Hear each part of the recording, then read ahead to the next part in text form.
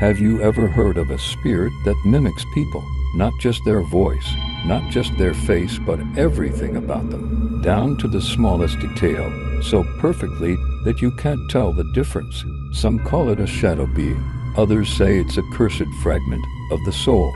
But around here, we just call it the mimicker. It doesn't appear right away. First, it watches. You'll feel it before you see it, the odd chill in a room that should be warm, the quiet creak of the floorboards when no one else is home. Then it starts small, the echo of your name spoken softly when you're alone, or the faint sound of your footsteps following just half a beat behind. The first time people notice, it usually feels like a trick of the mind. A girl swears she saw her brother walk into the kitchen, but when she follows, the room is empty. Minutes later, the real brother comes in through the front door, asking what's for dinner. The mimicker is patient. It learns every laugh, every gesture, every little flaw. Soon, it can stand in front of you wearing the exact image of someone you love. And the worst part, it doesn't get it wrong. Not at first. They say the only way you can tell it apart is in the eyes.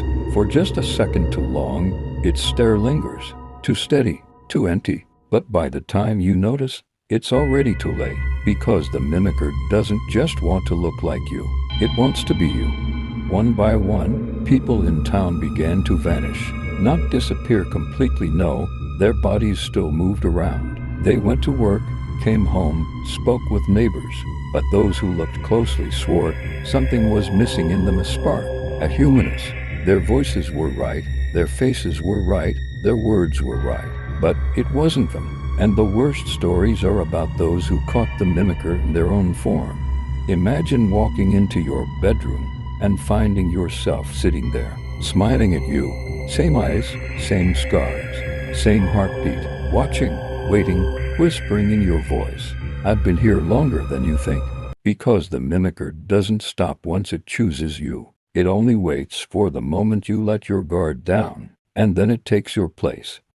Worse still, the mimicker is never alone.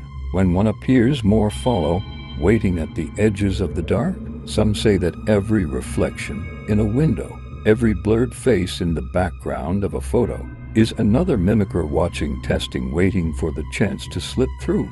Others claim that's why mirrors were once covered after death, not just to keep spirits from returning, but to keep the mimicker from stepping out. They say the creature doesn't create an image, it steals one. Every reflection you've ever seen of yourself might already belong to it. Some old texts hint that the mimicker is older than language itself, that it was born from the first shadow that ever fell across a human face, that it has been copying us since the beginning, waiting for the moment when it no longer needs to imitate, when it can finally take our place entirely. And here's the most frightening part. No one agrees on whether there's only one mimicker or countless thousands. Some say it is a single being, stretched thin across the world, wearing many faces at once.